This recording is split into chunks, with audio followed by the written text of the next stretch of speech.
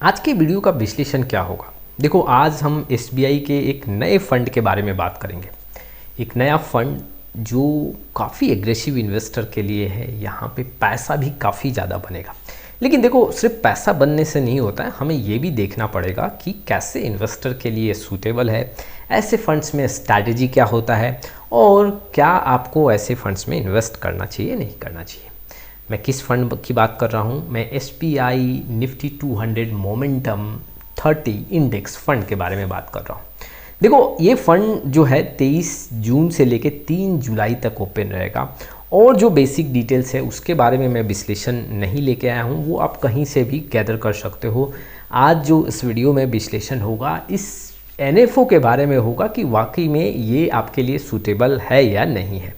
देखो, सबसे पहले हम समझते हैं कि वाकई में जो एसबीआई निफ्टी 200 मोमेंटम 30 है, ये फंड क्या है। देखो, अगर आप देखोगे तो ये जो फंड है एनएफओ है, ये निफ्टी 200 मोमेंटम 30 इंडेक्स को ट्रैक करेगा और उसके साथ ही साथ अगर आप देखोगे तो ये 30 जो स्टॉक्स होंगे ये वैसे स्टॉक्स होंगे जिसमें मोमेंटम काफ़ी अच्छा देखने को मिलेगा। देखो, मैं थोड़ा एग्जांपल के थ्रू समझाता हूँ। मान लो कि ए बी सी ये 3 स्टॉक्स हैं। अब इस 3 स्टॉक्स में देखने को मिल रहा है कि जो 20 स्टॉक्स है वो लगातार भागता जा रहा है, तो वहाँ पे फंड मैनेजर वैसे स्टॉक्स को फोकस करना स्टार्ट करे। मतलब जो भी स्टॉक्स हाई परफॉर्मेंस शो करेगा वहाँ पे फोकस किया जाएगा। चलिए, कुछ और पॉइंट्स आपके सामने में रखता हूँ, लेकिन उसके पहले mutual fund related complete solution चाहिए तो आप हमारे साथ जुड़ सकते हो। जी हाँ, डिस्क्रिप्शन बॉक्स में आए, डिटेल चेक करें और व्हाट्सअप नंबर के थ्रू हमारे साथ कनेक्ट हो सकते। फंड का ऑब्जेक्टिव क्या है? जो हाई मोमेंटम स्टॉक्स है उसको फोकस किया जाए और रिटर्न काफ़ी ज़्यादा अचीव किया जाए। सबसे फर्स्ट ऑब्जेक्टिव ये है। दूसरा, देखो, इस फंड में आपको क्वार्टरली रीबैलेंसिंग देखने को मिलेगा। क्वार्टरली रीबैलेंसिंग का मतलब है कि हर 3 महीने पे आपको अगर कोई स्टॉक्स है उसमें एलोकेशन इंक्रीज और डिक्रीज करना है तो फंड मैनेजर हर 3 महीने पे ऐसे स्टॉक्स में पैसा इंक्रीज और डिक्रीज करेगा। और कुछ नए स्टॉक्स में पैसा लगाने हो तो वो हर 3 महीने में वहाँ पे कुछ डिसीजन ले सकता है। कुछ स्टॉक से एग्जिट करना है तो हर 3 महीने पे यहाँ पे रीबैलेंसिंग देखने को मिलेगा। देखो, जो ऐसे फंड्स होते हैं उसमें जो स्टॉक्स का सिलेक्शन का प्रक्रिया है वो मोमेंटम बेस होता है, फंडामेंटल बेस नहीं होता है। फंडामेंटल आपको कुछ भी वहाँ पे नहीं देखा जाएगा, सिर्फ मोमेंटम पे फोकस किया जाएगा कि वाकई में कोई स्टॉक्स अगर काफ़ी पॉजिटिव मोमेंटम दे रहा है तो वैसे स्टॉक्स को पोर्टफोलियो में यहाँ पे ऐड कर लो। अगर क्वालिटी ख़राब भी हो तो उसको स्किप किया जाएगा। और देखो, ये प्योर पैसिव स्ट्रैटेजी बेस्ड है, क्योंकि जैसे कि आप इस फंड के बारे में ही जानते हो, निफ्टी 200 मोमेंटम 30 इंडेक्स है, इंडेक्स बेस्ड फंड है, तो यहाँ पे पैसिव स्ट्रैटेजी बेस्ड पूरा काम होगा। रिस्क और रिटर्न के प्रोफाइल को भी समझना काफ़ी ज़रूरी है। सबसे पहले मैं रिस्क के प्रोफाइल को आपके सामने रखता हूँ। देखो, ऐसे फंड्स में आपको मार्केट से काफ़ी ज़्यादा पैसा बनेगा। हो सकता है बड़े बड़े इंडेक्स को ये बीट करे, लेकिन क्वेश्चन मार्क ये है कि क्या ये ऐसे फंड्स में हमेशा पैसा बनता हुआ देखने को मिलेगा? क्या ऐसे फंड्स में हमेशा कंसिस्टेंसी देखने को मिलेगा? क्या हमेशा ये फंड अच्छे रिटर्न के साथ अपने कैटेगरी एवरेज को बीट करेंगे? इन सारे क्वेरी का जो आंसर है वो यहाँ पे नो है, क्योंकि देखो, ऐसे फंड्स में हमेशा पैसा बनता हुआ नहीं देखने को मिलता है। मार्केट जब रैली में होगा और जो स्टॉक्स आपने सेलेक्ट किया उसमें मोमेंटम दिख रहा है तो काफ़ी पैसा बनेगा, लेकिन जैसे ही वैसे स्टॉक्स का मोमेंटम ख़त्म हो जाएगा तो वहाँ पे नुकसान होने का चांस काफ़ी ज़्यादा होगा। ऐसे फंड्स में पैसा तभी बनता है जब मार्केट में तेज़ी हो और वो स्टॉक्स काफ़ी भाग रहे हों। अगर मार्केट कंसोल होगा, मार्केट काफ़ी अप्स एंड डाउन्स देखने को मिलेंगे, मार्केट में गिरावट होगा, तो ऐसे फंड्स में या तो पैसा नहीं बनेगा या फिर नुकसान ज़्यादा देखने को मिलेगा। तो रिस्क है, लॉन्ग टाइम में भी रिस्क यहाँ पे देखने को मिल रहा है। और अधिकतर मोमेंटम फंड 5 साल 6 साल के अंतराल में देखने को मिला है कि करीबन 2 और 3 साल चलते हैं। बाकी जो 3 से 2 साल के आंकड़े होते हैं उसमें कमज़ोर ही देखने को मिलते हैं।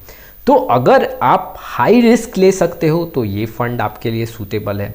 अगर आप रिस्क नहीं ले सकते हो, कंजर्वेटिव इन्वेस्टर हो, तो ऐसे फंड्स आपके लिए सूटेबल नहीं है। काफ़ी बड़े रिस्क के साथ ये फंड्स आते हैं। अब रिटर्न की बात करते हैं। ऐसे फंड्स में रिटर्न का क्या एक्सपेक्टेशन होना चाहिए?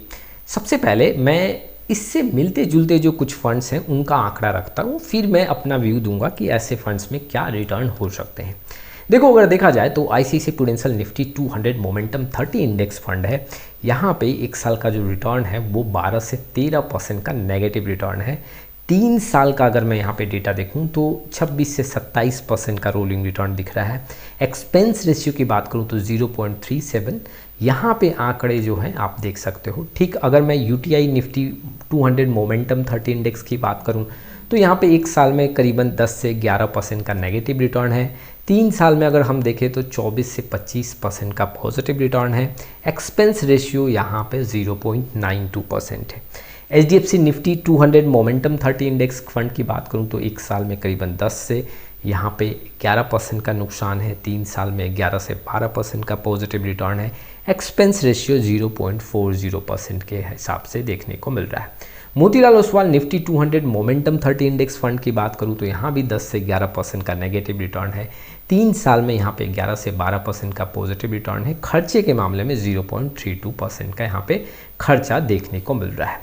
अगर देखा जाए तो पिछले एक साल में मैंने जितने यहाँ पे मोमेंटम फंड रखे हैं उनमें एक साल में नुकसान ही देखने को मिल रहा है, और नुकसान का स्थिति भी देखोगे तो 11 से 14% के बीच में नुकसान देखने को मिल रहा है। लेकिन 3 साल 2 साल के रिटर्न का अगर आंकड़ा देखोगे तो काफ़ी कमज़ोर नहीं है और ना काफ़ी अच्छा देखने को मिल रहा है। आप 2 से 3 साल का आंकड़ा देखोगे तो बहुत हैंडसम रिटर्न भी नहीं देखने को मिल रहा है और बहुत बुरा भी नहीं है, लेकिन पिछले 1-1.5 साल में नुकसान भी ज़्यादा देखने को मिल रहा है।